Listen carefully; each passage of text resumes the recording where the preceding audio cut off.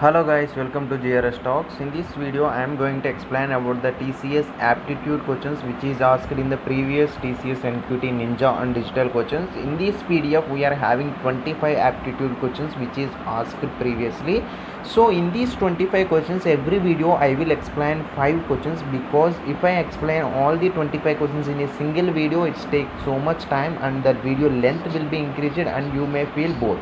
So for that purpose only I divided this PDF into 5 videos. In each video I will explain 5 questions. These questions will help you to make sure to answer the questions which is given in 2021. Okay, the similar questions you will get for the 2021 as well, but if not similar, then you can guess maybe out of 25 models you will get 10 to 12 models, right? So guys, please go through these questions thoroughly and get explanation very clearly. Okay, in this video I am going to explain 1 to 5 questions. Before going to the explanation, if you are seeing this channel first time, please do subscribe this channel, like and share this video to your friends, and in the description link I will provide the remaining parts links very soon. So let's go to the content. Here, before going to explanation, I will show the question 1 minute. Just you need to read the question properly. Okay, here read the question properly once. The water from one outlet flowing at a constant rate can fill the swimming pool in 9 hours.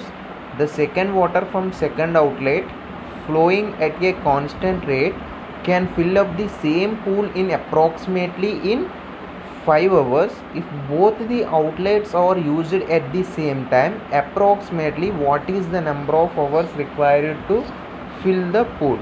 For example, let us assume the tank which is upon your house. If the water is filling with one outlet with constant rate, it will be filled within that 9 hours. If second outlet is filled then with the constant rate, then it will be filled within 5 hours. If the tank will be filled with both outlets, that how many hours it will take to fill the tank? Here we are having explanation very clearly. Assume the tank capacity is 45 liters. The tank capacity is 45 liters. Given that the first pipe fill the tank in 9 hours, second pipe fill the tank in 5 hours. Okay, here given the same thing. So its capacity is 45 by 9 hours, in the sense 5 liters per hour. If you fill the tank by the first outlet, then it will fill 5 liters per hour. Going to the second one, so its capacity is 45 by 5 hours, then per hour it will fill 9 liters. Okay, if both pipes are open together, then combined capacity is here 5 plus here 9, 14 liters per hour. To fill the tank of capacity 45 liters, both pipes takes 45 by 14 equal to 3.21 hours. If you want to fill with both, then it will take 3.21 hours to fill the tank. Okay, let's go to the second question. Before going to explain, just read that question properly, then you can understand the answer very clearly. Okay, if 75% of the class answered the first question on the set and test correctly, 55% answered the second question on the test correctly, 20% answered neither of the questions correctly. What persons answered both correctly? Here they gave A value, B value, and who is not answered A intersection B value. We are having the formula is B equal to, here giving that N of A is 75%, N of B is 55%, and N of A intersection B is, which is not answered, 20%. Okay, not answered in the sense we should have minus before A intersection B, right? Here we can see the answer here. People who answered at least one of the question, it has given that 20% neither answered the questions, then the students who answered at least one question is 100% minus 20 equal to 80%. Now substituting in the formula, 80% equal to their 75% answered the first question and 55% answered the second question. 75 plus 55 minus N of A intersection B, it's nothing but 70 minus A intersection B. So here n of A intersection B equal to 75 plus 55 minus 80. Then 75 plus 55 is 130. 130 minus 80 is 50. Here answer is the 50. Let's move to the third question. Before going to, just read the question properly. Okay, here giving that A student's average test score on 4 tests is 78. It's nothing but, let's take the test names as x1, x2, x3, x4. x1 plus x2 plus x3 plus x4 by 4 equal to 78.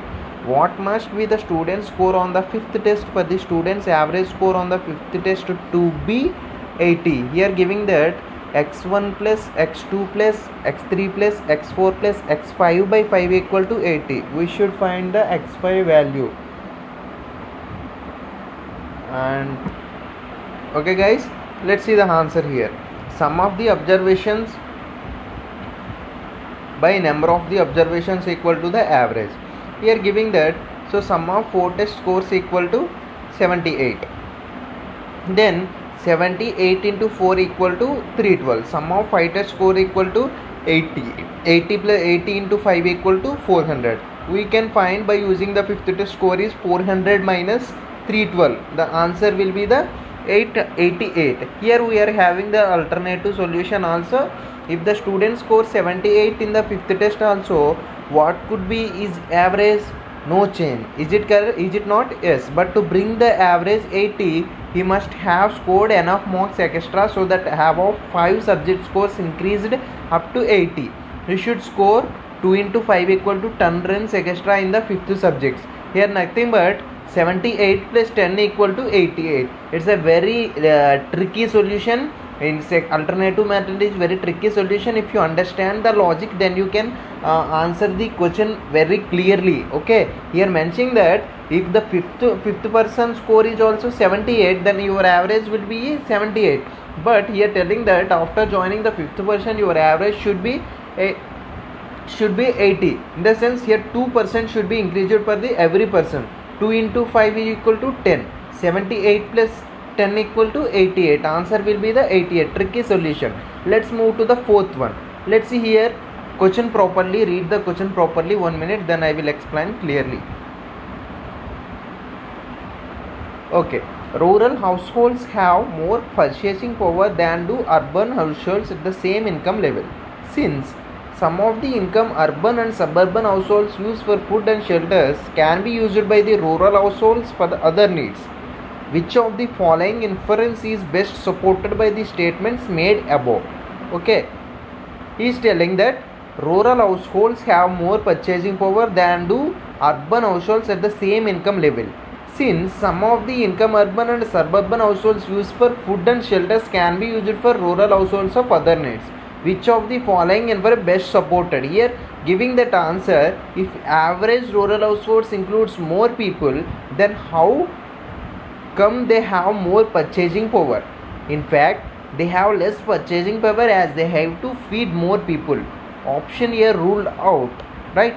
Here option C does not explain why rural households are more. Okay, if you got these type of questions, here giving that option B is correct, right? Rural households have lower food and housing costs than do either urban or suburban households. Here rural urban in the sense, in rural many members will not be in the rented houses. Coming to the in urban, many people having paying the rents and they are surviving. Okay, let's see this village and not going to rural and urban, just see the village and city.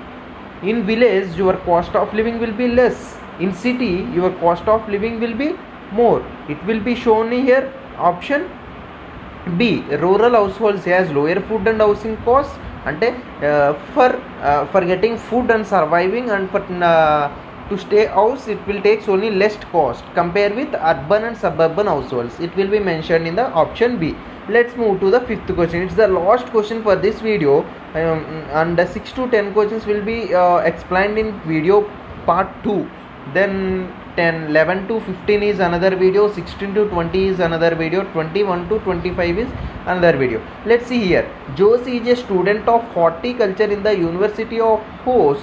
It is a horticulture experiment. In his final year, 200 seeds were planted in plot I and 300 were plotted in plot 2. If 50% of the seeds in plot 1 germinated and 42% of seeds in plot 2 is germinated, what percent of total number of plant seeds is germinated? Here telling that in horticulture in his final year 200 seeds was plot 1 is germinated. Here asking that 57% of plot 1. We have to find the 57% of 200.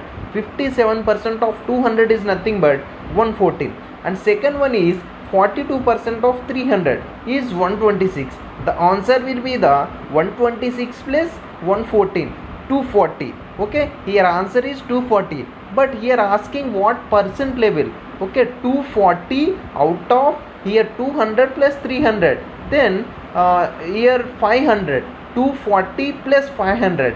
Here it is nothing but 240 by 500, in the sense we have to calculate the percentage by dividing 240 by 500 into 100, then we will get the percentage 48. Okay, this guys, I think you see this video till end, because after seeing this video you may find, if you see this video without any explanation, if you see this PDF without any explanation, you may feel that these questions are very big and it is very difficult to solve the answers. If you listen the explanation, then you find out that these questions are very easy to calculate. It will take less time to calculate. Here I explained the 5 questions in 10 minutes. Hardly